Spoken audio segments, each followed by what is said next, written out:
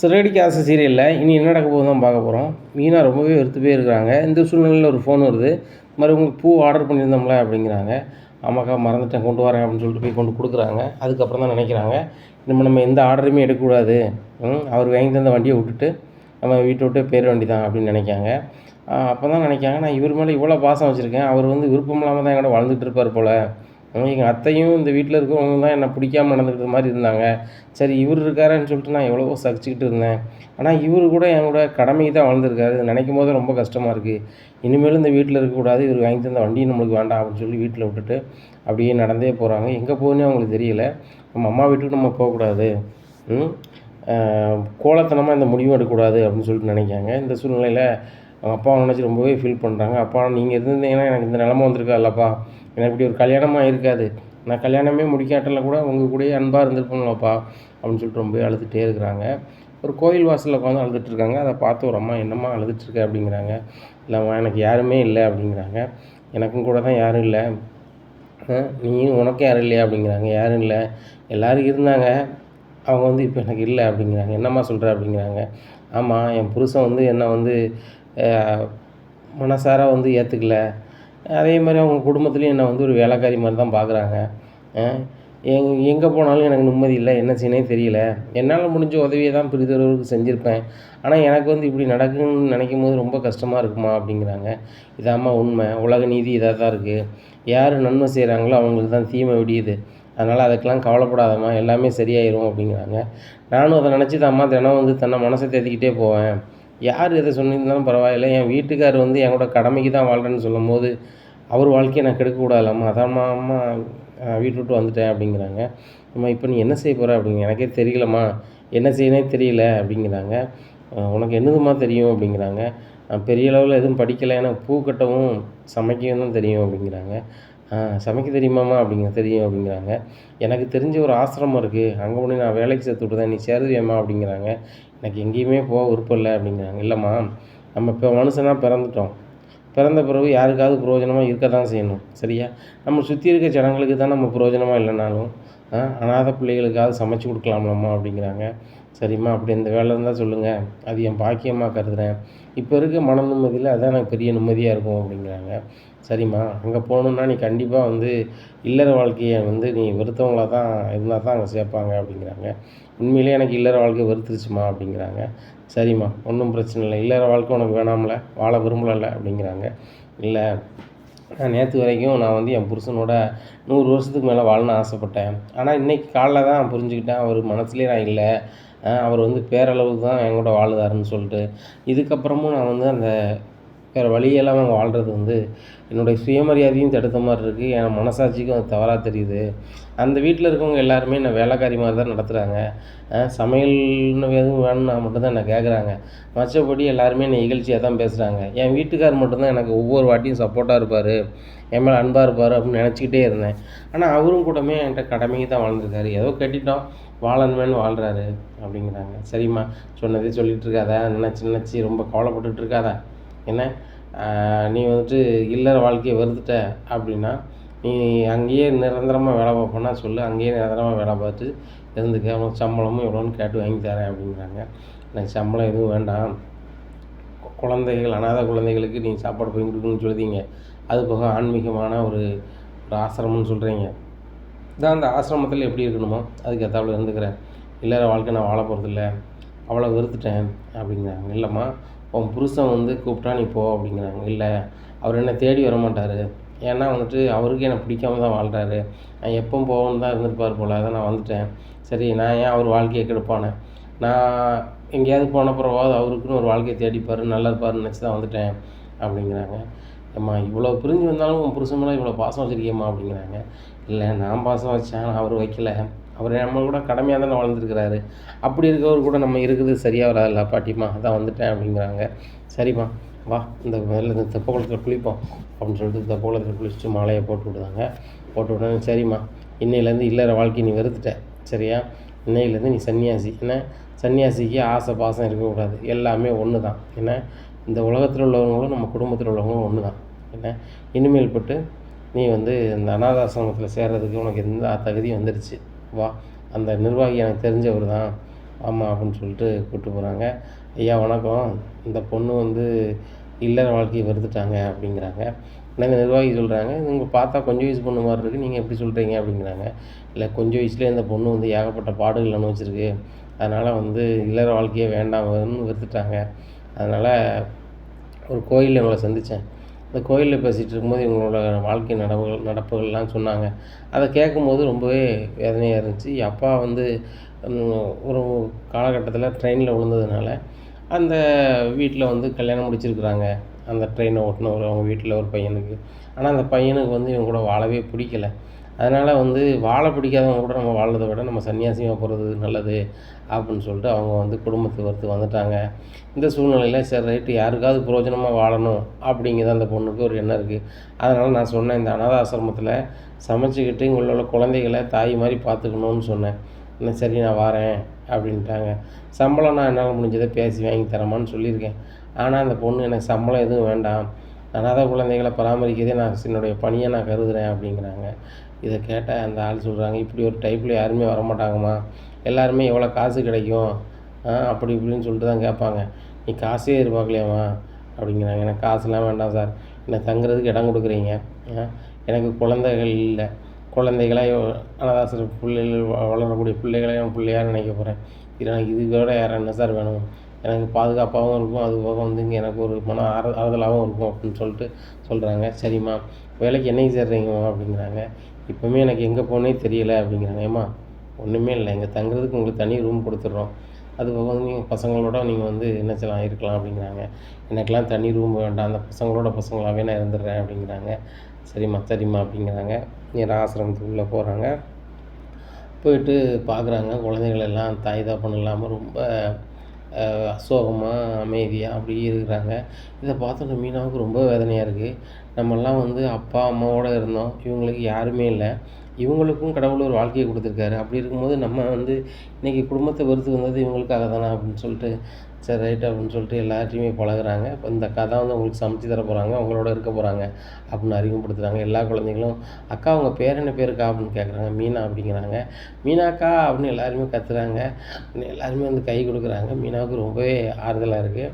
இந்த சூழ்நிலையில் மீனா சரி ரைட் நம்ம வாழ்க்கைன்னு இதுதான் போல், இனிமேல் இதுதான் முழுக்க நம்மளுக்கு நிரந்தரம் போல் அப்படின்னு சொல்லிட்டு அழுதுகிட்டே இருக்கிறாங்க. அப்போ சரிம்மா நான் போயிட்டு வரேன், நான் ஒவ்வொரு கோயிலாக போவேன், உன்னை இந்த ஆசிரமத்தில் சேர்க்கணும்னு நினச்சேன், அதான் சேர்த்து விட்டோம்மா, நீ வாலிய பொண்ணு, நீ வந்து வெளியில் லாந்திக்கிட்டு இருந்தால் நல்லா இருக்காதுல்லாம்மா, அதான் இந்த ஆசிரமத்தில் சேர்த்து விட்டேன், உனக்கு பாதுகாப்பாகவும் இருக்கும், அது போக வந்து இந்த பசங்களோட இருக்கிறது உனக்கு கொஞ்சம் மன ஆறுதலை கொடுக்கும், என்றைக்கு உன் மனம் மாறுதோ அன்றைக்கி நீ கணவரோட போகிறதுக்கும் வசதியாக இருக்கும் அப்படிங்கிறாங்க. இல்லைங்க என்னை தேடி அவர் வரப்போகிறதில்ல, அப்படி வந்தாலும் நான் போக போகிறதில்ல அப்படிங்கிறாங்க. சரிம்மா அது உன் விருப்பம், ஆனால் நீ பாதுகாப்பாக இருக்கணுங்கிறது நான் நினச்சேன் மனசுக்குள்ளே, அதான் இந்த ஆசிரமத்தில் சேர்த்தேன், இதில் எனக்கு ஒரு சுயநலம் இருக்குது, என்ன நான் எப்பவும் வந்தாலும் நான் பார்த்துக்கலாம் அப்படிங்கிறது ஒரு சூழ்நிலை இருக்குது.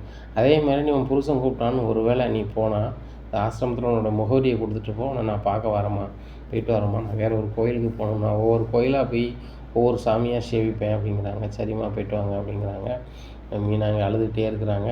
அதனால் பார்க்குறாங்க, மணியை பார்க்குறாங்க, ஐயோ அவங்களுக்கு சமைக்கணுமேன்னு சொல்லிட்டு அந்த பசங்களுக்கெல்லாம் சமைச்சு கொடுக்குறாங்க. எல்லாருக்குமே ஊட்டி விட்றாங்க. எல்லாருமே ரொம்ப அன்பாக பார்த்துக்குறாங்க. அந்த ஆசிரமத்தில் இருக்கிறவங்களுக்கு ரொம்ப பிடிக்கும். அந்த முதல் நாளே இந்த பொண்ணு நல்லா பார்த்துக்கிட்டது. சரி ரைட்டு இந்த பொண்ணு இங்கேயே இருக்கட்டும், அவங்களுக்கு சம்பளம் வேணால் கொடுத்துடலான்னு சொல்லிட்டு பேசுகிறாங்க. அப்போ நிர்வாகி சொல்கிறாங்க ஓனர்கிட்ட, இந்த மாதிரி அவங்க வந்துட்டு சம்பளத்துக்காக வரல, மன அழுதலுக்கு தான் வந்திருக்காங்க அப்படிங்கிறாங்க. அப்போ அவங்க எத்தனை நாள் இருக்க போகிறாங்க அப்படின்னு கேட்குறாங்க. இல்லை இனிமேல் நிரந்தரமாக அங்கே இருக்க போகிறோன்னு சொல்கிறாங்க, ஆனால் கொஞ்சம் வயசுக்காரங்களாக இருக்காங்க, கணவன் மனைவிக்குள்ளே ஏதோ பிரச்சனை போல், அதனால் மன வருத்தம் வந்திருக்காங்க அப்படிங்கிறாங்க. சரி சரி அவங்க எவ்வளோ நாள் இருக்காங்களோ இருக்கட்டும், அவங்க கணவர் வந்து கூப்பிட்டாங்க அவங்களும் போகிறாங்கன்னா விட்டுருங்க அப்படிங்கிறாங்க. சரி சார் அப்படிங்கிறாங்க. இல்லை இந்த மாதிரி ஆட்கள் வந்து மக்களுக்கு முடிஞ்ச உதவியை செய்யட்டும், அவங்களும் குடும்பத்தோடு இருந்தால் தான் நல்லது. நம்மளாம் இந்த காலகட்டத்தில் வந்து இன்றைக்கி தனியாக இருக்கோம் அப்படின்னா கணவன் மனைவியோட அருமை தெரியாமல் நம்ம இப்படி நிலைமைக்கு ஆளாயிட்டோம். ஆனால் அவங்க வந்து ஏதோ ஒரு வகையில் வெறுப்பில் வந்திருக்காங்க, நம்ம வந்து அதே மாதிரி விட்டுறக்கூடாது, அவங்கள முடிஞ்ச அளவு சேர்த்து வைக்க தான் பார்க்கணும். அவர் வீட்டுக்காரர் தேடி வந்தாங்க அப்படின்னா இந்த பொண்ணுக்கிட்டையும் பேசி சேர்த்து வைங்க அப்படின்னு சொல்லிட்டு போகிறாரு அந்த அந்த ட்ரஸ்ட்டுக்கு உதவி பண்ணுறவர். சரி போய்ட்டு வர அப்படின்னு சொல்லிட்டு கிளம்பிட்டாரு. இப்படியா இருக்குது இந்த சூழ்நிலையில் முத்து சந்திரன் வீட்டுக்கு போகிறாரு.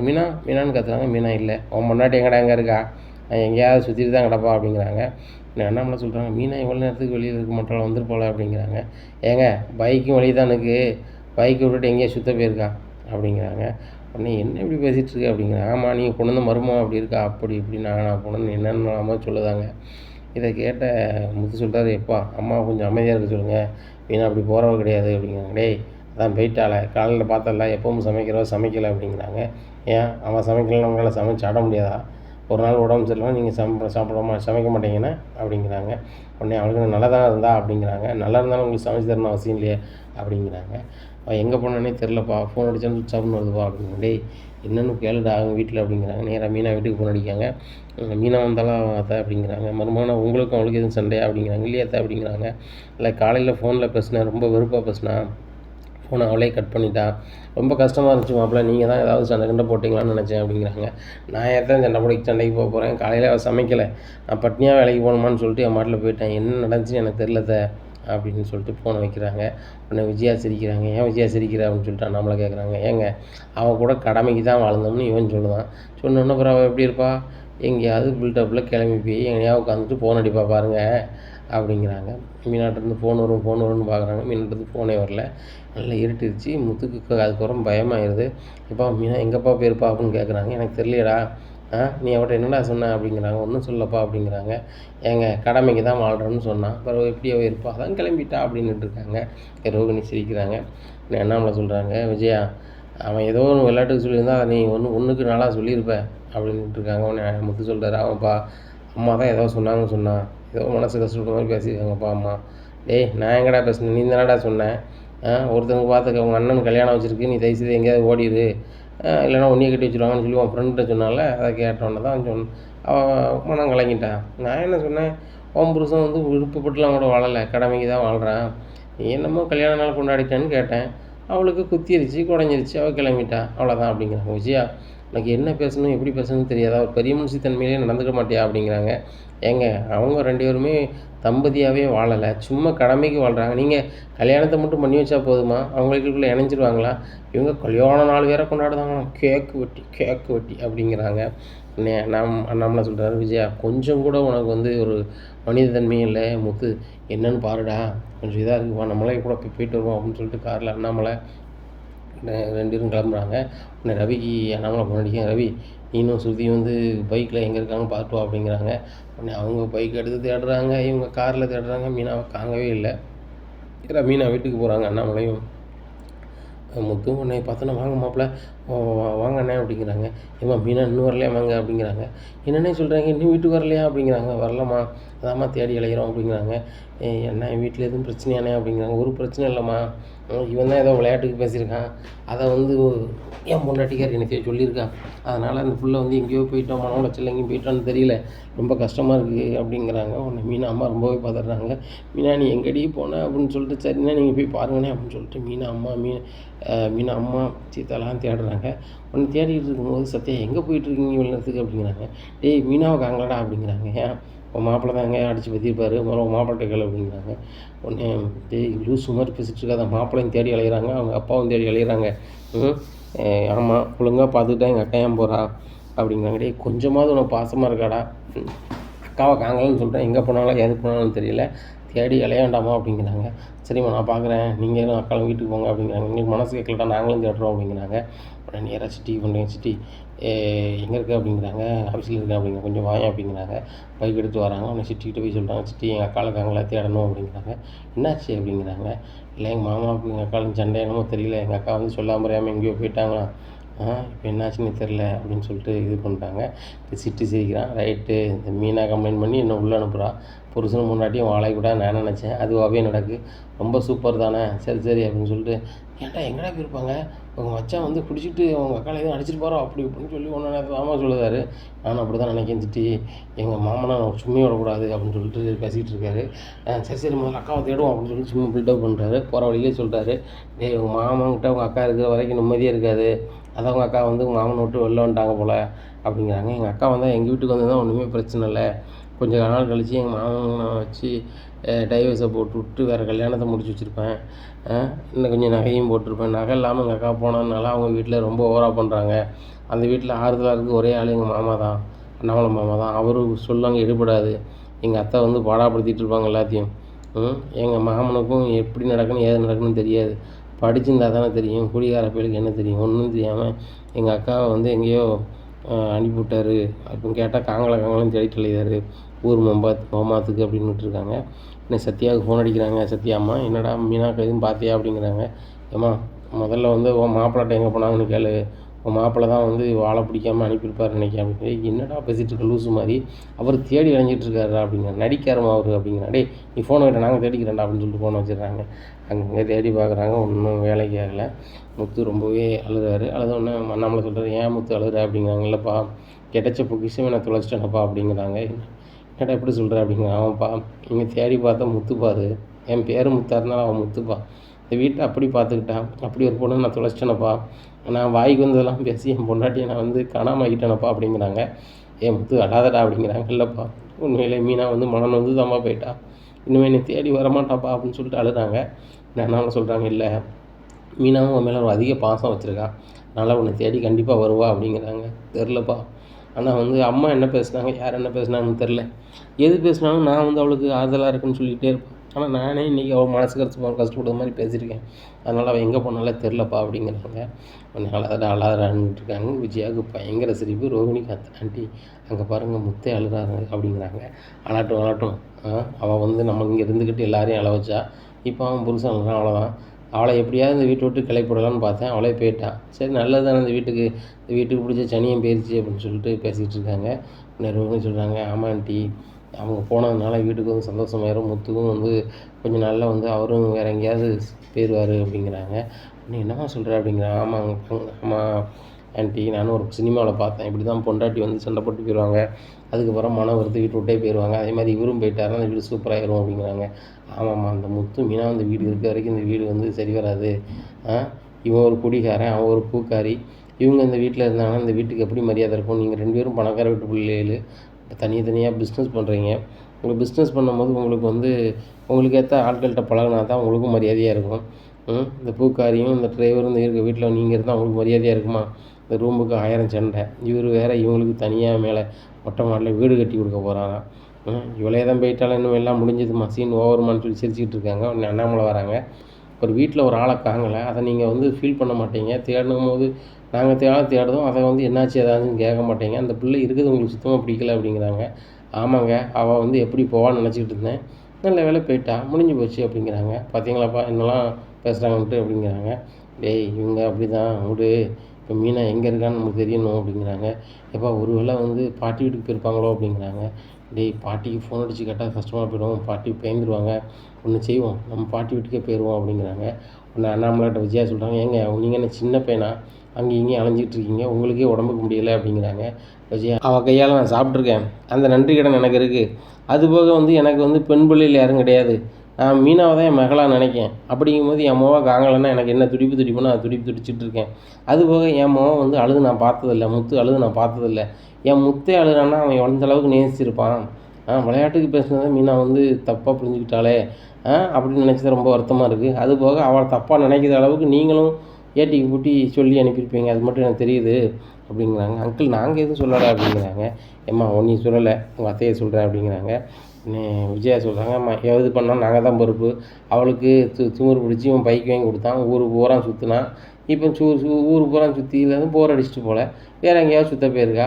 ஒரு பொம்பளை பிள்ளை வீட்டில் இருக்கிற பிள்ளை வந்து 4 இடத்துக்கு போவா, சொல்லிட்டு தான் போவா, இவன் சொல்லாமல் மறையாமல் போகிறான், அந்த வீட்டுக்கு எப்படி செட் ஆகும்? இனிமேலாம் வீட்டுக்காகவே வந்தாலும் நான் வச்சுக்கிட மாட்டேன் அப்படிங்கிறாங்க. உடனே அண்ணாமலை சொல்கிறார், நீ ஏற்றுக்கணுமா ஏற்றுக்கிட வேண்டாமாங்கிறது வந்து கேள்வி கிடையாது, இப்போ மீனாவை எங்கே அப்படிங்கிறதான் கேள்வி, சரியா? நாங்கள் மீனா எங்கே இருக்கான்னு தேட போகிறோம், கண்டுபிடிக்க போகிறோம், வீட்டுக்கு கூட்டி வர போகிறோம், பிரச்சனை கிடையாது, சரியா அப்படிங்கிறாங்க. ஏங்க வீட்டை விட்டு சொல்லாமல் போனோம், அந்த வீட்டுக்குள்ளே வரக்கூடாது, வைக்கக்கூடாது, இந்த வீட்டுக்குன்னு ஒரு கௌரவம் இல்லையா அப்படிங்கிறாங்க. இருக்க தான் செய்யுது, ஒரு கௌரவம் இருக்க தான் செய்யுது, அந்த கௌரவம் போகிறதே ஒன்றால தான். ஒரு வீட்டுக்கு ஒருத்தவங்க வராங்கன்னா வாங்கன்னு கேட்க மாட்டேன், உபசரிக்க மாட்டேன், ஆனால் வந்து வெண்ணராயம் பேச்சு மட்டும் நல்லா பேசுவேன். நான் மொத்தத்தில் என்ன சொல்கிறேன், எல்லா மருமகளையும் ஒன் போல் பார்த்தா அந்த பிரச்சனையே கிடையாது. கடைசி காலத்தில் ஒரு வாய் கஞ்சிக்கு மீனாகிட்ட நீ ஏங்கலையாங்க, நான் வந்து என் பேரை மாற்றிக்கிறேன் அப்படிங்கிறாங்க. ஒரு காலம் நடக்காது, எனக்கு ரோகிணி இருக்கா, சுருதி இருக்கா, 2 பேரும் எனக்கு சாப்பாடு தர மாட்டாங்களா அப்படிங்கிறாங்க. ஆண்டி நான் காலத்துக்கு உங்களுக்கு தருவேன் அப்படிங்கிறாங்க. இன்னும் முத்து சொல்கிறாரு, அந்த பொண்ணுக்கு சமைக்க தெரியாது, இந்த பொண்ணு உங்களுக்கு தரப்போகுதுன்னா வேலைக்காரங்களை வச்சு நான் சமைச்சு கொடுப்பேன் அப்படிங்கிறாங்க. நடக்கும்போது பார்க்கலாம். முதல்ல இப்போ என் பொண்டாட்டி தேடணும்ப்பா, நான் கிளம்புறேன்ப்பா அப்படிங்கிறேன். முத்து நானும் வரேன் அப்படிங்கிறாங்க. இல்லைப்பா உங்களுக்கு உடம்புக்கு முடியல, நான் போய் தேடுறேன்ப்பா அப்படிங்கிறாங்க. சரி முத்து பார்த்துப்போ அப்படிங்கிறாங்க. உடனே ரவி ஃபோன் அடிக்கிறாரு. முத்து நான் அங்கங்கே தேடி பார்த்தேன், அண்ணியை காணலை அப்படிங்கிறாங்க. சரி ரவி, நீ வீட்டுக்கு வந்துடு, நேரம் ஆயிடுச்சுல, பனி வேறு வந்துட்டுருக்கு, நீங்கள் சுருதி வீட்டுக்கு வாங்க அப்படிங்கிறாங்க. அவங்க வராங்க. இந்த சூழ்நிலையில் சுருதிகிட்ட கேட்குறாங்க. சுருதி, அந்த முத்துக்கு தான் அறிவு இல்லை, ரவிக்கு உனக்கு அறிவு இல்லையா? நீங்கள் எதுக்கு அங்கங்கே தேடி அலையிறீங்க? அந்த பூக்காரிக்கு போனாலும் வர தெரியாதா? ஏன் டயத்தில் போகிறா? அவள் தான் காலையிலே போயிட்டாளே அப்படிங்கிறாங்க அண்ணாவில். எப்போ போனாலும் யாருக்கு தெரியும், யார்கிட்ட சொல்லிட்டு போகிறா? என் கொண்டு இந்த மருமக லட்சணம் அப்படி இருக்குது, அவள் எங்கேயும் போயிட்டு போகிறா, நம்மளுக்கு என்ன, நம்ம வேலையை பார்ப்போம் அப்படிங்கிறாங்க. அவள் இருக்க போய் தான் வந்து 3 நேரமும் நல்லா ருசியாக கொட்டிக்கிட்டீங்க எல்லோரும். இனிமேல் தான் தெரியும் அவனோட அருமை. வெயிலோட அருமை நிழலோட அருமை வெயிலில் தான் தெரியும்னு சொல்லுவாங்க. மீன் இல்லாத அந்த காலகட்டத்தில் உங்களுக்கு தெரியும். நைட்டு சாப்பாடு என்ன ரெடி பண்ணி வச்சுருக்க வீட்டுக்கு அப்படிங்கிறாங்க. ஏங்க நான் இன்னும் ரெடி பண்ணலை அப்படிங்கிறாங்க.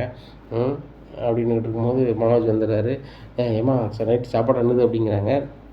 சாப்பாடு வந்து என்னதா, ஒன்றும் இல்லைடா, கடையில் ஆர்டர் பண்ணுடா அப்படிங்கிறாங்க. என்னம்மா கடையில் ஆர்டர் பண்ணிட்டு இருந்தால் பணம் என்ன வீணாக போகும், நம்ம எல்லாத்துக்கும் ஆர்டர் பண்ணால் கிட்டத்தட்ட ஒரு 5000 மேலே வரும், அதனால் வந்து வீட்டிலேயே சமையல் பண்ணுங்கம்மா அப்படிங்கிறாங்க. அதுமாரி நான் அது சமைக்கலையா அப்படிங்கிறாங்க. டேய் அவளே காங்கலைன்னு சொல்லிட்டு தான் தேடி கலைஞ்சிட்டு கிடக்காங்க அப்படிங்கிறாங்க. என்ன காங்கலையா, காலையில் தான் சமைக்க மாட்டேன்னா, எப்பவும் சமைக்க மாட்டேன்னா, எம்மா வீட்டுக்கு போயிட்டாளா அப்படின்னு இருக்காங்க. முத்து வராது. நானே என் பொண்டாட்டியை காணலான்னு தேடி அலைஞ்சிட்ருக்கேன், இன்னும் ஓவராக பேசிகிட்டு இருக்கேன் அப்படின்னு சொல்லிட்டு 4 வெளுப்பு இருக்காரு. பாருங்கப்பா, இவன் நீ என்ன செய்கிறான் பாருங்கப்பா, நான் ஒரு பிஸ்னஸ்மேன், நான் கை நீட்டுறான் பாருங்கப்பா அப்படிங்கிறாங்க. டேய் நான் இருக்க போகிறதுக்கு நான் கை நீட்டிடுவோம், பேர் நேரங்காலம் தெரியாமல் பேசிகிட்டு இருக்காத அப்படிங்கிறாங்க. உடனே ரோகிணி சொல்கிறாங்க, மனோஜ் முதல்ல நீங்கள் ரூமுக்கு வாங்க அப்படிங்கிறாங்க. சரி ரோகிணி ஒன்றுலாம் பேசினே தப்பு அப்படின்னு சொல்லிட்டு ரூமுக்கு போகிறாங்க. என்ன ரோகிணி, நான் சாதாரணமாக கேட்டேன், எதுக்கு முத்து கை நீட்டினா அப்படிங்கிறாங்க. மீனாவே காங்கலன்னு சொல்லிட்டு அவங்க தேடி வெறுப்பில் இருக்காங்க. இப்போ நீங்கள் இந்த மாதிரி பேசுனீங்கன்னா கண்டிப்பாக கை நீட்ட தான் செய்வான். நீங்களாம் எதுவும் பேசாதீங்க, நடக்கும்போது நடக்கட்டும், சாப்பாடு இன்றைக்கி ஆர்டர் பண்ணிக்கலாம்.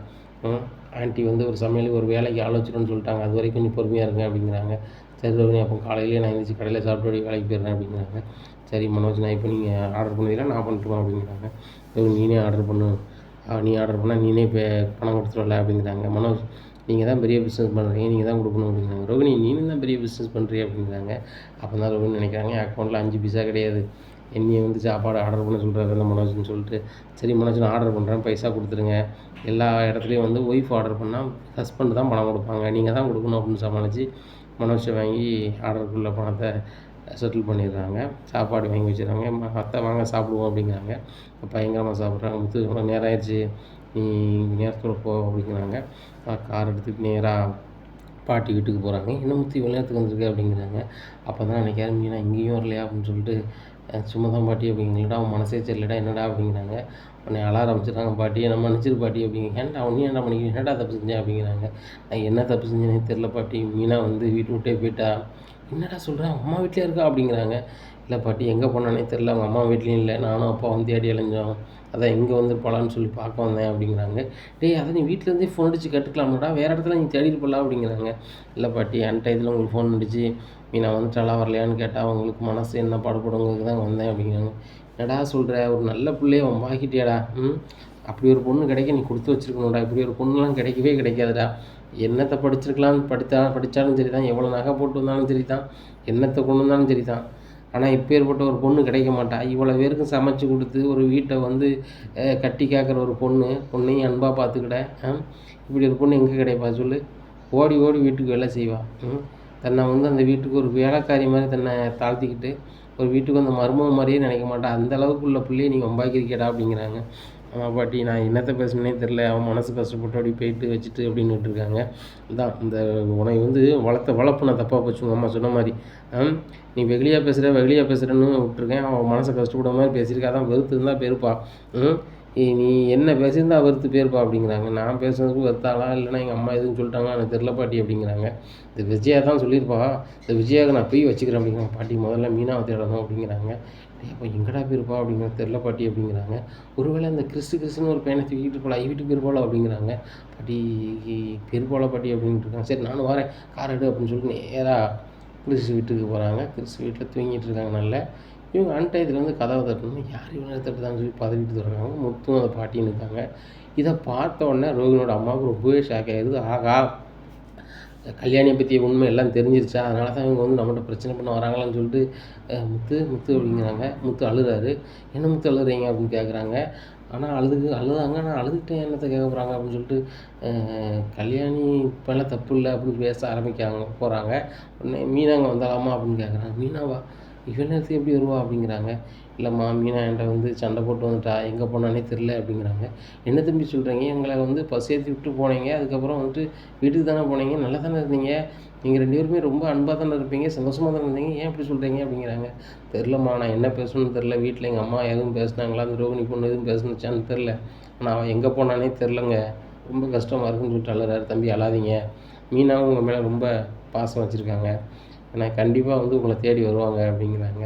இல்லைம்மா நான் காலையில் வந்து விளையாட்டுக்கு பேசுனது அவன் மனசை காயப்படுத்தியிருக்கும் கண்டிப்பாக, விருப்பம் இல்லாமல் கட்டின மாதிரி நான் பேசிட்டேன், அது அவளுக்கு ரொம்பவே மனசை நோக்கடிச்சிட்டுன்னு நினைக்கிறேன். பைக்கெல்லாம் வீட்டில் விட்டுட்டு எங்கேயோ நடந்தே போயிட்டா, நானும் அவள் போன இடம் ஃபுல்லும் தேடி தேடி பார்த்தேன், ஒன்றும் நடக்கலை அப்படிங்கிறாங்க. உடனே முத்து எப்படின்னாலும் உங்களை தேடி வந்துடுவாங்க முத்து, கவலைப்படாதீங்க அப்படிங்கிறாங்க. பாட்டி சொல்கிறாங்க, அது எனக்கு தெரியுமாம்மா, ஆனால் வந்து அந்த பொம்பளை கொஞ்சம் வயசு பிள்ளை, அது எங்கே போச்சோ ஏதை போச்சோ என்னாச்சோ ஏதாச்சோன்னு சொல்லிட்டு தான் ரொம்ப பரிதவிப்பாக இருக்குது, சாப்பிட்டாளா சாப்பிடலையா என்ன செய்தாலும் தெரியலையே அப்படின்னு சொல்லிட்டு ரொம்பவே பாட்டி வேதனைப்படுதாங்க. இந்த சூழ்நிலையில் மீனா வந்து அங்கே ஆசிரமத்தில் நைட்டு அழுதுகிட்டே இருக்காங்க.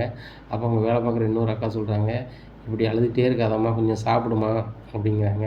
எனக்கு சாப்பிட பிடிக்கல அப்படிங்கிறாங்க. ஏம்மா நீ காலையிலேருந்து சாப்பிடலை, உடம்பு என்னத்துக்குமா ஆகும் அப்படிங்கிறாங்க. இல்லைம்மா எனக்கு வாழை பிடிக்காம தான் இருக்கேன், ஆனால் கோலத்தனமாக ஏதாவது செய்யக்கூடாதுங்கிறதுக்காக தான் ஒன்றும் செய்யலை என்ன அப்படிங்கிறாங்க. இப்போ அதை செய்யலைல்ல, இந்த அனாதை பிள்ளைகளுக்கு வந்து சமைச்சு கொடுக்கணும், இந்த அனாதை பிள்ளைகளை நீங்கள் வந்து ஒரு கார்டியன் மாதிரி பார்த்துக்கணும்னு சொல்லி தானே இருக்கீங்க, நீங்கள் நல்லா இருந்தால் தானே அந்த பிள்ளைகளை பார்க்க முடியும், நினச்சி பாருங்கள், உங்கள் வீட்டுக்கார மேலே ரொம்ப பாசம் வச்சுருக்கீங்க, அதான் நினச்சி அழுதுட்ருக்கீங்க அப்படிங்கிறாங்க. நான் பாசம் வச்சு என்ன செய்ய, அவங்க என் மேலே பாசம் இல்லாமல் போயிட்டாங்க, கடமைக்கு தான் என் கூட வாழ்ந்துருக்காங்க, அதை நினைக்கும் போது ரொம்ப கஷ்டமாக இருக்குது, இது கிட்டத்தட்ட 1 வருஷம் என் கூட வந்து கடமைக்கு வாழ்ந்துருக்காங்க, நான் வந்து என் புருஷன் என் மேலே பாசமாக இருக்கார், அப்படி ஒரு வாழ்க்கை அப்படி ஒரு வாழ்க்கை கிடைக்க நான் கொடுத்து வச்சுருக்கேன்னு சொல்லிட்டு அவ்வளோ ஆசையாக இருந்தேன். எங்கள் அம்மாவும் சரி தான், எங்கள் வீட்லேயும் சரி தான், இப்படி ஒரு மாப்பிள்ளை கிடைக்க கொடுத்து வச்சுருக்கணும், என்னை சுற்றி இருக்கவங்களும் சரி தான், முத்து மாதிரி ஒரு மாப்பிள்ளை கிடைக்க நீ கொடுத்து வச்சுருக்கணும் வேணான்னாங்க. நானும் சரி எனக்கு அப்படி ஒரு மாப்பிள்ளை கடவுளாக பார்த்து அமைச்சு கொடுத்துருக்கான்னு நினச்சேன், ஆனால் அவரும் என்னை கூட கடமைக்கு தான் வாழ்ந்துருக்காரு அப்படின்னு தெரியும் போது எனக்கு மனசையும் நொறுங்கி போச்சு அப்படி இப்படின்னுட்டு இருக்காங்க. இந்த சூழ்நிலையில் முத்து அங்கங்கே தேடிட்டு மீனா கிடைக்காம அவங்க பாட்டியோட வீட்டுக்கு வராங்க. அண்ணாமலை என்னடா பண்ணி வச்சுருக்கீங்க, விஜயா என்னடி பண்ண, என் பேத்தியை காங்கல அப்படிங்க. அத்தை வந்ததும் வராமல் இந்த முத்து எதுவும் சொல்லிட்டானா அப்படிங்கிறாங்க. நாங்களே அவளை தேடி அலைஞ்சிட்ருக்கோம், நீங்கள் எதுக்கு அத்தை தேடி அலையுறீங்க அப்படிங்கிறாங்க. என் பேத்திக்காங்களா நான் தான் தேடி அலைவேன், நீ அலைவே, உனக்கு தான் அவளை மருமகளாக நினைக்கலையே அப்படிங்கிறாங்க. அத்தை நான் அவளை ஒரு காலமும் மருமகளாக ஏற்றுக்கிற போகிறதும் இல்லை, அவளை தேடி அலைய போகிறதும் இல்லை அப்படிங்கிறாங்க. அவளை அனுப்புனதே நீ தானே, ரோகிணி நீனுமா அந்த பிள்ளை இப்படி பேசுவ அப்படிங்கிறாங்க. பாட்டி நான் என்னத்தை பேசுனேன் அப்படிங்கிறாங்க. இந்த வீட்டில் 2 பேர் தான் அவளை வந்து பேசுவீங்க, ஒன்று பெரிய மாமியார் உங்கள் அத்தை, சின்ன மாமியார் நீ, உங்கள் 2 பேரும் பேசின பேச்சுலையோ இல்லை முத்து கலாட்டு சொன்னதுக்கோ போயிட்டாலே என் பேத்தி எங்கே போய் கண்டுபிடிக்க போகிறான்னு தெரியலையே அப்படிங்கிறாங்க. அத்தை அவளுக்கு வந்து ஊர் சுத்த போயிட்டா, இவ்வளோ நாளும் ஒரு இடத்துல உட்கார்ந்தவொடனே அவளுக்கு கடுப்பில் எங்கேயோ கிளம்பி போயிட்டான், அவள் போனவா போயிட்டு போகிறான், இந்த வீட்டுக்கு பிடிச்ச சனியை முடிஞ்சிச்சின்னு இருக்க வேண்டியதானே அப்படிங்கிறாங்க. இந்த வீட்டுக்கு பிடிச்ச ஒரே சனியை நீ தான் வச்சியா, உன்னைய வந்து உன் சனியை பிடிக்க போய் தான் என் பையன் வாழ்க்கை எப்படி ஆகிட்டு, ஏன்னா நல்லா இருந்திருக்கும் வாழ்க்கை அப்படின்ட்டு இருக்காங்க. முத்து ரொம்பவே சோகமாக இருக்காங்க. இதை பார்த்தா மனோஜ் சிரிக்காரு. டேய் ஒன்றை இப்படி முடங்கியிருக்கதானடா நினச்சேன், இது ரொம்ப சூப்பராக இருக்குடா அப்படின்ட்டு பேசிகிட்டு இருக்காங்க. மேமா சாப்பாடு ரெடி ஆகிட்டா அப்படின்ட்டு இருக்காங்க. சாப்பாடு ரெடி ஆகிட்டா, இன்னும் ரெடி பண்ணலடா, கடையில் தான் ஆர்டர் பண்ணணும் அப்படிங்கிறாங்க விஜயா. என்னம்மா இன்றைக்கி கடையில் தான் ஆர்டர் பண்ணணுமா அப்படிங்கிறாங்க.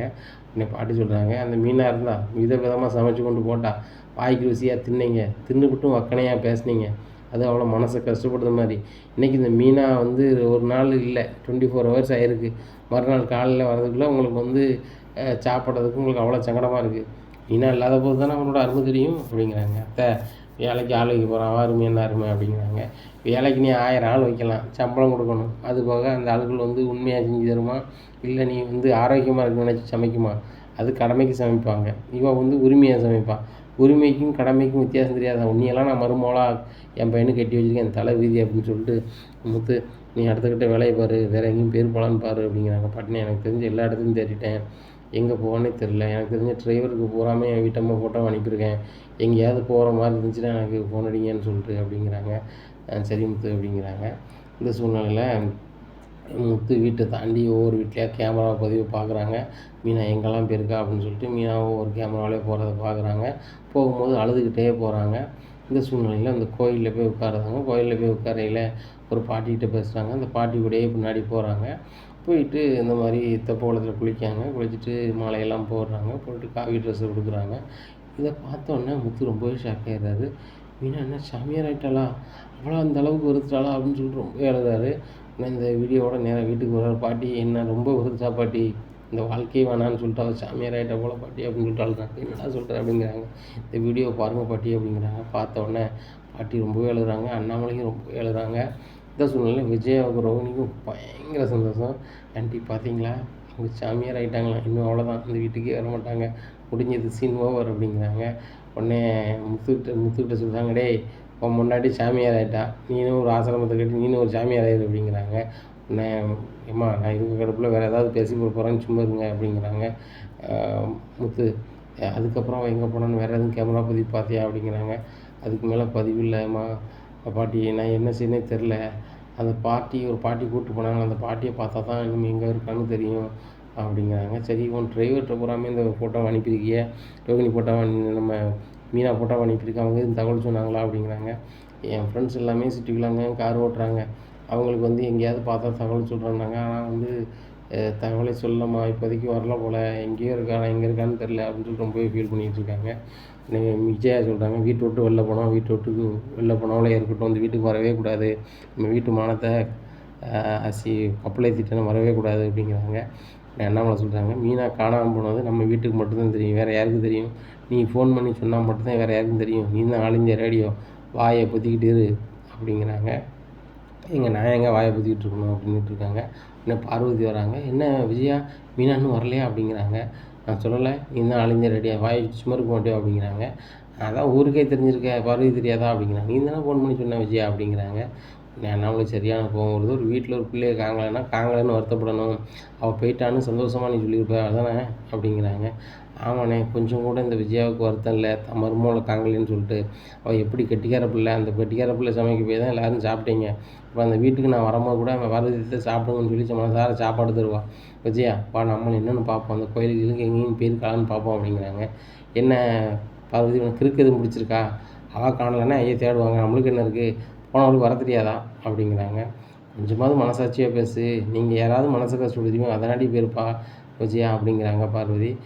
பார்வதி, என்ன நீ மீனாவுக்கே சப்போர்ட் பண்ணிகிட்டு இருக்க அப்படிங்கிறாங்க. நான் உள்ளதை சொல்லுதேன், யாருக்கும் சப்போர்ட் பண்ணலை, என் மனசாட்சியாக பேசுதேன். அந்த பிள்ளை இருக்கும்போது வேறு விஷயம், அந்த பிள்ளையை காணலை, அது போக அவள் கையால் நான் ஒரு வாய் சோறு வாங்கி சாப்பிட்ருக்கேன், அந்த உப்பு சாப்பிட்ட நன்றி எனக்கு வேணும்ல அப்படிங்கிறாங்க. நன்றி நிறைய தான் இருக்குது உனக்கு, உன் வீட்டை பார்த்து போ அப்படிங்கிறாங்க. விஜயா, நான் உன்னை தேடி வந்த மாதிரி என்னை சொல்லணும், நீ தேடலையோ, அந்த பிள்ளையை கையில் சாப்பிட்ட நன்றிக்கு நான் தேட தான் போகிறேன் அப்படின்னு சொல்லிட்டு பார்வதிக்காக ஒவ்வொரு கோயிலாக தேடுறாங்க. ஒரு பக்கமும் இல்லை.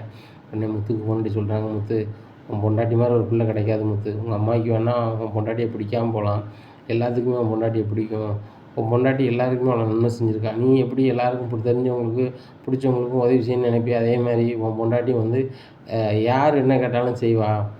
நாங்களாம் வீட்டுக்கு வரும்போது எனக்கு பிள்ளை இல்லை, மருமகம் இல்லை அப்படிங்கிற ஏக்கத்தையும் அவள் தான் நீக்கியிருக்கா. நான் வரும்போது வாங்க சாப்பிடுங்க தம்பாங்க. அவ்வளோ அன்பாக இருப்பா அந்த பிள்ளையை எப்படியாவது விட்டுறாத முத்து, எப்படியாவது தேடி கண்டுபிடி முத்து. அந்த மாதிரி வாழ்க்கை தான் முத்து உனக்கு வேணும், உன் வாழ்க்கையை மாற்றினதே அவள் தான் முத்து அப்படிங்கிறாங்க. முத்து ரொம்பவே அழகாரு. ஆமாத்த, என் வாழ்க்கையை மாற்றினதே மீனா தான், நான் துளைச்சிட்டேனத்த அப்படிங்கிறாங்க.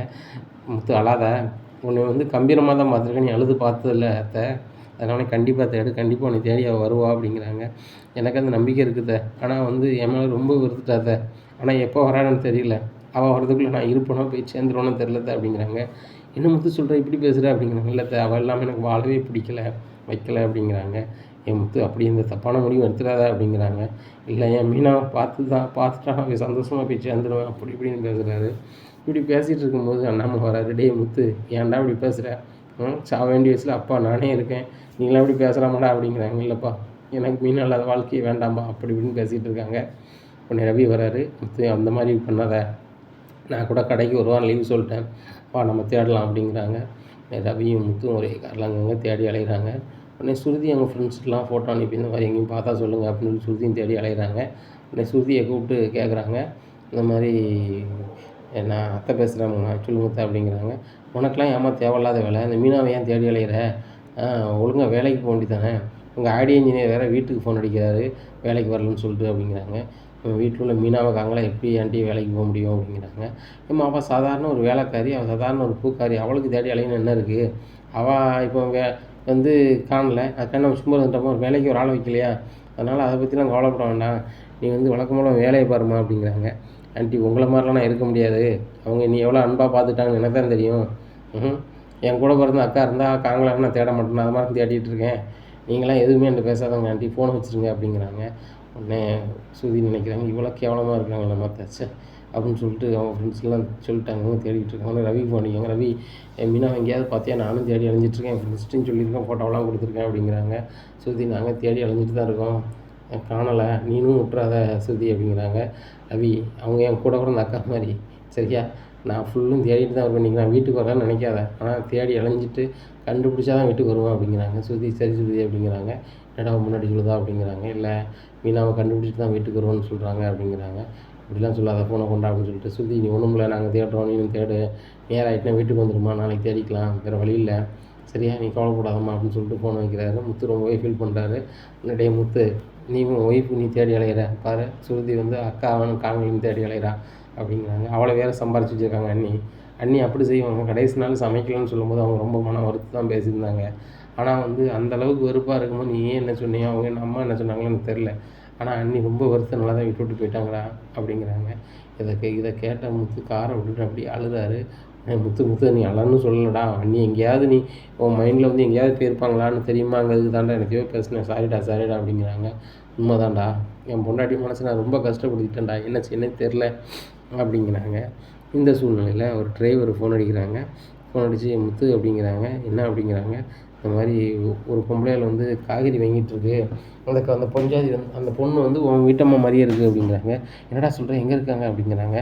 இல்லை நம்ம இது இருக்குல்ல, நம்ம ஆவடி இருக்குல்ல, ஆவடி பக்கத்தில் ஒரு காய்கறி கடையில் காய்கறி வாங்கிட்டு இருக்காங்க.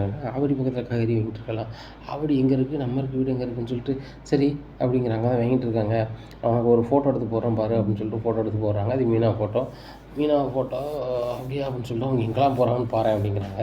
சரி நண்பா அப்படிங்கிறாங்க. எங்கள் காய்கறி வாங்கிட்டு நேராக அந்த ஆசிரமத்துக்கு போகிறாங்க. நண்பா இது வந்து ஒரு ஆசிரமம், அனாதை குழந்தைகள் வளர்க்கக்கூடிய ஒரு ஆசிரமம் அப்படிங்கிறாங்க. சரி நண்பா நீ அங்கேயே நான் வந்துடுறேன் நண்பா அப்படின்னு சொல்லிட்டு காரில் ரொம்ப ஸ்பீடாக போகிறாங்க. நண்பா இதுதான் ஆசிரமம் அப்படின்னு காமிக்கிறாங்க. முத்துக்கு ரொம்பவே கஷ்டமாக போயிடுது. இந்த ஆசிரமத்துலேயே இருக்கா அப்படின்ட்டு. சார் என் வீட்டம்மா உள்ளே இருக்காங்க, பார்க்கணும் அப்படிங்கிறாங்க. உங்கள் வீட்டம்மா எப்படி தம்பி இருப்பாங்க, இங்கே வந்து புருஷன் முன்னாடி இல்லாதவங்க, பந்த பாசம் இல்லாதவங்க தான் உள்ளே இருப்பாங்க, வேலை பார்க்குறவங்க எல்லாமே, அவங்க எல்லாமே அனாதை குழந்தைய பராமரிக்கிறவங்க, நீங்கள் ஹஸ்பண்டுங்கிறீங்க அது எப்படி அப்படி இப்படின்னுட்டு இருக்காங்க. உடனே வாட்ச்மேன் உள்ளே விட மாட்டுறாரு. உடனே நல்லா இருப்பீங்க, என் வீட்டம்மா என்கிட்ட வருத்தப்பட்டு உள்ளே வந்து வேலை பார்த்துட்டு இருக்காங்கன்னு நினைக்கிறேன், இப்போ தான் போனாங்களா, தான் அவங்க ஃபோட்டோ அப்படின்னு காமிக்கிறாங்க. ஃபோட்டோ பார்த்து நம்ம அந்த பொண்ணு இப்போ தான் வேலைக்கு சேர்ந்துருக்கு புதுசு, எல்லாத்துக்கும் அந்த அனாதை பிள்ளைக்கு பூரா சமைச்சு கொடுத்துக்கிட்டு அவங்களுக்கு தாய் மாதிரி இந்த பிள்ளை தான் பார்த்துக்கிட்டு இருக்கு அப்படிங்கிறாங்க. ஆமாம் சார், என்கிட்ட தான் சண்டை போட்டு வந்துட்டா சார், நல்லா இருப்பீங்க, அவளை பார்க்கணும் அப்படிங்கிறாங்க. எனக்கு உள்ளே அனுப்புறதுக்கு அனுமதி கிடையாது, ஏன்னா நீங்கள் கொஞ்சம் கழிச்சு வேணால் வாங்க, உள்ளே நிர்வாகி இருப்பாங்க, அப்போ நான் வந்து உள்ளே பார்க்கணுன்னு வந்திருக்காங்கன்னு சொல்கிறேன் அப்படிங்கிறாங்க. முத்து காரை போட்டு வாசல்லே உட்காந்து ரொம்பவே அழுதுட்டு இருக்காங்க. இந்த சூழ்நிலையில் அண்ணாமலை ஃபோன் அடிக்காங்க ரவிக்கு. என்னடா ரவி என்னாச்சு, முத்துட்ட கேட்டால் ஒரு மாதிரி சொல்லி தான் கேட்கல, மீனா இதை பற்றி எதுவும் தப்பு தெரிஞ்சா அப்படிங்கிறாங்க. எப்பா அண்ணியை கண்டுபிடிச்சிட்டோம், அண்ணி ஒரு ஆசிரமத்தில் வந்து அனாதை குழந்தைகள் சமைச்சிக்கிட்டு இருக்காங்களா அப்படிங்கிறாங்க. என்னடா சொல்கிற அப்படிங்கிறாங்க. ஆமாப்பா அப்படிங்கிறாங்க. இந்த தகவல் கிடச்சோடனே அண்ணாமலை ரொம்பவே ஷாக்காகி உட்காந்துடுறாங்க. உடனே என்னங்க என்னாச்சு அப்படிங்கிறாங்க. மீனாவை கண்டுபிடிச்சிட்டானா முத்து அப்படிங்கிறாங்க. என்ன கண்டுபிடிச்சிட்டானா, என்ன தொலைஞ்சு போலையா அப்படிங்கிறாங்க. ஏய் அப்படின்னு சொல்லிட்டு கை வாங்க போகிறாரு.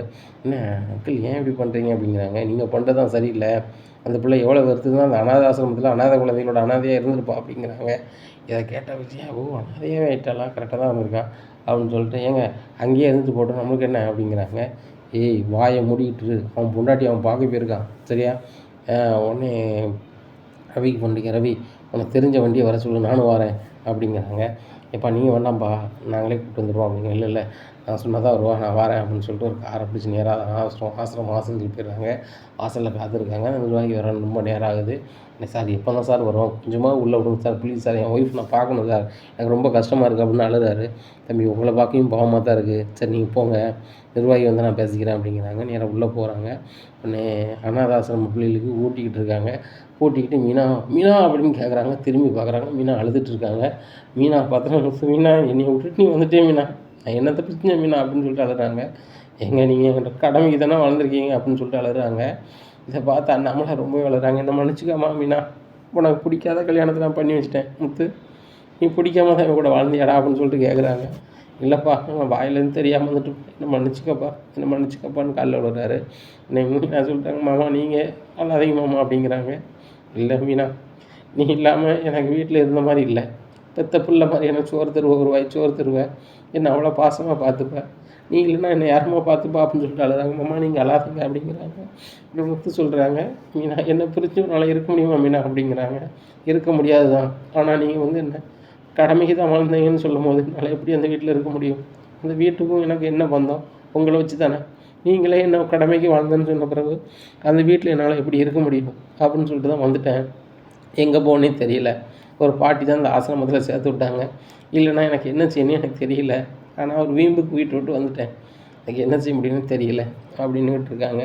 இந்த சூழ்நிலையில் அந்த ஆசிரமத்தோட நிர்வாகி வந்துட்டாங்க. யார் சம்மந்தமில்லாத காரெலாம் இருக்குது அப்படிங்கிறாங்க. சார் இந்த பொண்ணு புதுசாக வேலைக்கு சேர்ந்துருக்கலாம், உங்களுடைய வீட்டிலேருந்து வந்திருக்காங்க அப்படிங்கிறாங்க. என்ன அவங்க வீட்டிலேருந்து வந்திருக்காங்களா அப்படின்னு சொல்லிட்டு, ஆமாம் நீ யார் அப்படிங்கிறாங்க. நான் தான் சார் அவங்களுடைய ஹஸ்பண்ட் அப்படிங்கிறாரு முத்து. அப்படியா, ஆமாம் அந்த பொண்ணு ரொம்ப மனம் வெறுத்து வந்துச்சு. இந்த பொண்ணு வந்து கொஞ்ச நாள் ஆனால் கூட ரொம்ப நல்லா பார்த்துக்கிட்டது பிள்ளைகளை பூராமே. அந்த பொண்ணுக்கு நாங்கள் எதுவும் சம்பளம் கொடுக்கணும்னா கொடுத்துட்றோம் அப்படிங்கிறாங்க. சார் நல்லா இருப்பீங்க, எப்படியாவது சொல்லி கூட அனுப்பிவிடுங்க சார், அந்த பொண்ணுக்கெலாம் என்னால் வாழ முடியாது சார் அப்படிங்கிறாங்க. உடனே மீனா சொல்கிறாங்க, நடிக்காதங்க, என் கூட கடமைக்கு வளர்ந்துன்னு சொன்னீங்க, இப்போ என்ன இப்படி சொல்கிறீங்க அப்படிங்கிறாங்க. உடனே அண்ணாமலை சொல்கிறாங்க, மீனா அவன் வந்து ஏதோ வாயில் வந்து பேசிட்டான், அவன் மேலே அவ்வளோ பாசம் வச்சுருக்காமா, தயவுசெய்து வீட்டுக்கு வாமா அப்படிங்கிறாங்க. உடனே ரவி சொல்கிறாங்க, அண்ணி முத்து எவ்வளோ பாசம் வச்சுருக்கான்னு நீங்கள் பிரிஞ்சு போகும்போது தான் நான் உணர்ந்தேன், உங்களை நினச்சி அப்படி அழுவான் அண்ணி, ரொம்ப உங்கள் மேலே பாசம் வச்சுருக்கான், சுருதி கூட உங்களை தேடி அங்கங்கே அலைஞ்சிட்ருக்கா, அவள் கூட இன்றைக்கி வீட்டுக்கு வரல அப்படிங்கிறாங்க. இதை கேட்ட மீனா, சுருதியை நீ தேடி அலைகிறாங்களா, என்ன தேடுறாங்களா ரவி அப்படிங்கிறாங்க. உண்மையிலே தேடுறாங்க அண்ணி, நம்ம மனோஜ், ரோகிணி அண்ணி அம்மாவை தவிர மீதி எல்லாருமே உங்களை தேடி தான் அலைஞ்சோம் அண்ணி அப்படிங்கிறாங்க. ரொம்பவே அழுகிறாங்க. உடனே எனக்காக நீங்கள் இவ்வளோ பாசம் வச்சுருக்கீங்களா, நான் தான் புரியாமல் வந்துட்டேன், என்ன மன்னிச்சிருங்க அப்படின்னு சொல்லிட்டு முத்து காலில் விழுறாங்க. அம்மா என்ன மன்னிச்சிருங்க அப்படின்னு சொல்லிட்டு அண்ணாமலை காலில் விழுறாங்க. ஏம்மா நீ காலில் விடுற அளவுக்கு நான் பெரிய புண்ணியம் அது இல்லைம்மா, நான் தான் பாவம் பண்ணியிருக்கேன், உன் விருப்பம் என்னென்னு கேட்காம நான் கல்யாணம் முடிச்சு வச்சேன் அந்த நேரத்தில், அதே மாதிரி முத்து விருப்பம் என்னென்னு கேட்காம அந்த நேரத்தில் நான் பண்ணி வச்சேன், நீங்கள் சந்தோஷமாக வாழ்கிறீங்க அப்படின்னு சொல்லிட்டு தான் நானும் இயல்பாக இருந்தேன், மனசுக்குள்ள இவ்வளோ வழியோட முத்து நின்று இருப்பேன்னு நினச்சி கூட பார்க்கல அப்படிங்கிறாங்க. என்னை முத்து சொல்கிறார், அப்போ நான் மறுபடியும் சொல்கிறேன்ப்பா, நான் மன வழியில் எதுவும் வாழலைப்பா, நான் 2வது தாலி கட்டினதுலேருந்து இன்றைக்கி வரைக்கும் நான் அவ்வளோதான்ப்பா மனைவியாக நினச்சிக்கிட்டு இருக்கேன், ஆனால் வந்து வாயில் தவறி ஏதோ பேசிட்டேன்பா, இன்னும் நான் பேசவே மாட்டேன்பா, அமைதியாகவே இருந்துருவேன்பா, எனக்கு என் பொண்டாட்டி வேணும்பா அப்படின்னு சொல்லிட்டு அழுறாரு. அல்லது ஒன்று, சரி முத்து மீனா வாங்க வீட்டுக்கு போகலாம் அப்படிங்கிறாங்க. அந்த நிர்வாகி சொல்கிறாங்க, ஏம்மா உன் புருஷனோட வாழுமா, இவ்வளோ அனுபவிச்சிருக்காரு அவரோடய வாழுமா அப்படிங்கிறாங்க. இன்னும் மீனா அப்படி தயங்கின்னு இருக்காங்க. மீனா தயவு செய்து வா மீனா, நீ இல்லாத வாழ்க்கை எனக்கு வாழ்க்கை இல்லை மீனா, தயவு செய்து வா மீனா அப்படிங்கிறாங்க. அண்ணாமலை சொல்கிறாங்க, மீனா நீங்கள் 2 பேரும் சேர்ந்துருக்கிறது நல்லது, வாங்கம்மா, அந்த வீட்டில் இருக்க உனக்கு பிடிக்கல அப்படின்னா தனி கொடுத்தனும் கூட உனக்கு வீடு பார்த்து வச்சிடுறம்மா அப்படிங்கிறாங்க. இதை கேட்டால் மீனா சொல்கிறாங்க, இல்லைம்மா அந்த குடும்பத்தோடு இருக்கிறது தான் எனக்கு பிடிச்சிருக்கு, ஆனால் அவங்களுக்கு என்ன பிடிக்கல, அவங்களுக்கு பிடிக்காட்டிலும் பரவாயில்ல, என் வீட்டுக்காருக்கு பிடிக்கலன்னு சொல்லிட்டு தான் வந்துட்டேன், என் வீட்டுக்காரர் நீங்கள் இல்லைன்னா அவர் இருந்துக்கிட மாட்டாரம்மாம்மா அப்படிங்கிறாங்க. ஆமாப்பா நீ இல்லாமல் இருக்க முடியாதுப்பா, தனி கொடுத்த நம்ம 3 பேருமே போயிடலாம்ப்பா அப்படிங்கிறாங்க. நான் ரவி சொல்கிறாரு, முத்து நீ இல்லாத கூட எனக்கு பிடிக்காது ரவி, நான் ரவின்னு சொல்கிறேன், நானும் வந்துடுறேன் முத்து அப்படிங்கிறாங்க. நாமளும் சொல்கிறாங்க, நம்ம எல்லாருமே அதே வீட்டில் இருப்போம், பிடிக்காத அந்த 3 பேர் வேணால் தனி கொடுத்துன்னு வச்சுருவோம், அந்த மனோஜ் தொழில் பண்ணுறாங்க, ரோகிணி தனியாக தொழில் பண்ணுறாங்க, அதனால் தனி கொடுத்துன்னு அவங்கள வேணால் வச்சுருவோம் அப்படிங்கிறாங்க. அதுவும் சரிதான்ப்பா அப்படின்னு சொல்லிட்டு நேராக வீட்டுக்கு போகிறாங்க. இங்கே மீனா வந்தோன்னே அண்ணாமலை முன்னக்கூட்டியே வந்து, ஏய் விஜயா ஆர்த்தி எடு அப்படிங்கிறாங்க. ஏங்க அவள் ஊராக சுற்றி போவா, இதுக்கு ஆர்த்தி எடுக்கணுமா அப்படிங்கிறாங்க. ஏய் எடுண்ணா எடு அப்படிங்கிறாங்க. உடனே ரோகிணியும் விஜயாவும் வேறு வழியே இல்லாமல் ஆர்த்தி எடுக்கிறாங்க. வீட்டுக்குள்ளே வராங்க. மீனா இன்னும் வந்து நீ சமைக்க வேண்டாம், வேலைக்கு ஆள் வச்சாச்சு, என்ன நீ எப்பவும் போல் உனக்கு ஒரு ரூம் வந்து என் ரூம் எடுத்துக்கோங்க, என்ன நானும் விஜயாவும் ஹாலில் படுத்துக்கிறோம்.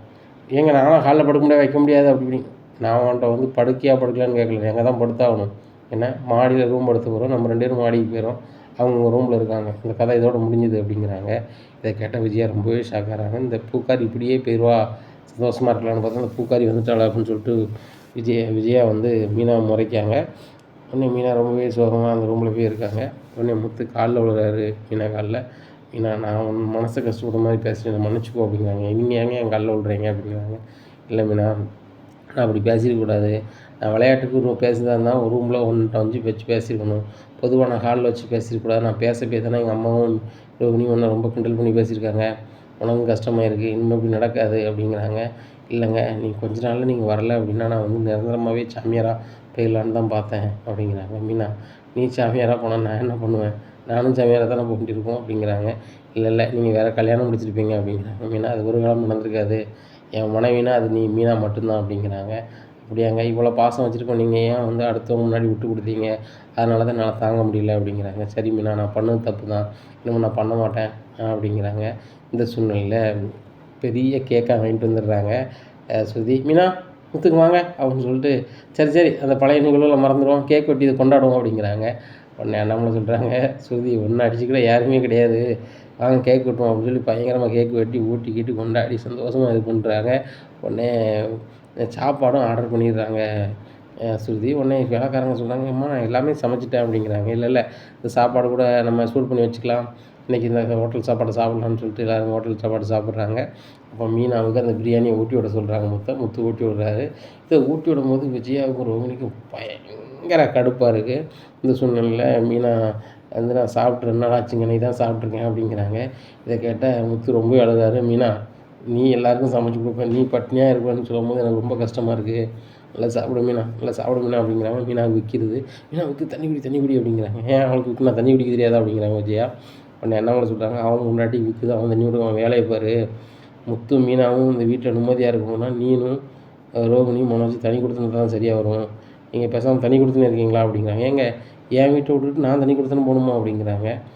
ஒன்று அப்படி செய்யுங்க, இல்லை நான் ரவி ஸ்ருதி முத்து மீனா நாங்கள் தண்ணி கொடுத்துன்னு போயிருந்தோம் அப்படிங்கிறாங்க. என்னங்க எப்படி சொல்கிறீங்க அப்படிங்கிறாங்க. கரெக்டாக தான் சொல்கிறேன், ஒவ்வொரு நேரமும் இந்த மீனா பிள்ளைய நீ நோக்கு அடிச்சுக்கிட்டே பேசிக்கிட்டு இருப்போம், நாங்கள் பார்த்துக்கிட்டு இருக்கோம்னு ஆள் கிடையாது சரியா? எல்லா நேரமும் நாங்கள் வீட்டில் இருக்க மாட்டோம். அந்த பிள்ளை வீட்டில் இருக்க பிள்ளை, அந்த பிள்ளையை நீங்கள் மனசை கஷ்டப்படுத்திக்கிட்டே இருந்தால் சரி வராது.